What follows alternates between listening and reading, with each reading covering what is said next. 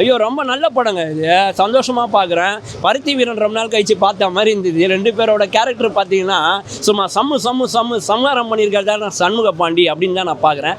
ஏன்னா இவர் வந்து ஒரு ஹார்டான ஆள், அப்படி அவங்க அப்பாவும் ஹார்டான ஆள், காமெடி பண்ண மாட்டார் அப்படின்னு நம்ம நினச்சிட்டு தப்பு பண்ணுற மாதிரியான ஒரு டேரக்டர். ஏன்னா 3 படம் ஏற்கனவே சிவகார்த்திகேயனுக்கு ஹிட் பண்ணியிருக்காரு. அது ஃபுல்லாகவே ஹியூமரில் வந்த படம்.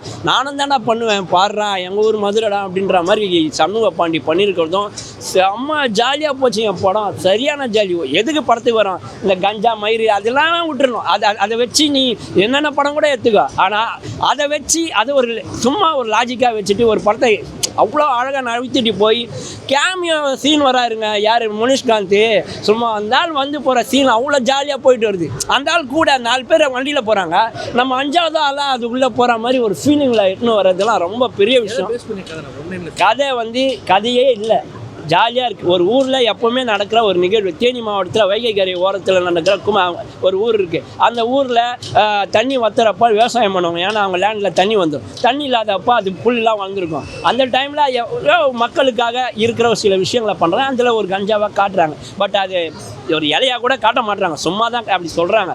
பட் ஆனால் நம்ம நம்ப வச்சுட்டு அதை பேஸ் பண்ணி மக்கள் நல்லா இருக்கிறதுக்கு, அந்த ஊர் மக்கள் நல்லா இருக்கிறதுக்காக ஒரு விஷயம் பண்ணுறாங்க.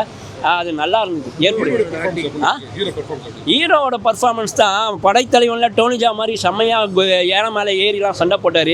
இந்த படத்தில் என்ன ஒரு கதாநாயகனாக எழுந்துட போகிறாரு, ஹியூமர் படமாக இருக்குமோ அப்படின்னு தான் வந்தேன். பட் அழகாக அந்த படத்துக்கு 100% ஹீரோ மெட்டீரியல் தான் நான் அப்படின்னு காமிச்சிருக்காரு.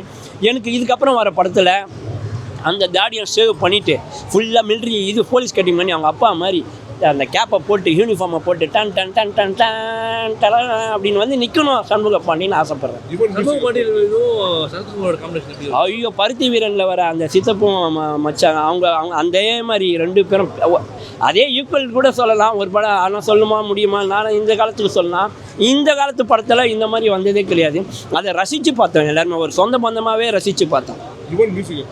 யுவன் மியூசிக்குன்னு நம்ம எப்போவுமே ஆரம்ப காலத்தில் யுவன் போட்ட மியூசிக்லாம் சோக பாடல்கள்லாம் ரொம்ப அழகாக இருக்கும். இதில் யுவனாக மியூசிக் போட்டிருக்காரு. நேர்த்தியா நான் அவரும் சொல்கிற மாதிரி நானும் தேனிக்காரன் குமிழிக்காரன்டா அப்படின்ற மாதிரி அவர் அழகாக போட்டிருக்க மியூசிக். அவங்க அப்பா ஒரு பாட்டு இன்ட்ரடக்ஷனில் பாடியிருக்கார் பேர் போடுறப்போ, அது ரொம்ப ரசிக்கும்படியாக இருந்தது. லவ்ஸ் போர்ஷனில் ஒரு பாட்டு பாடியிருக்காங்க.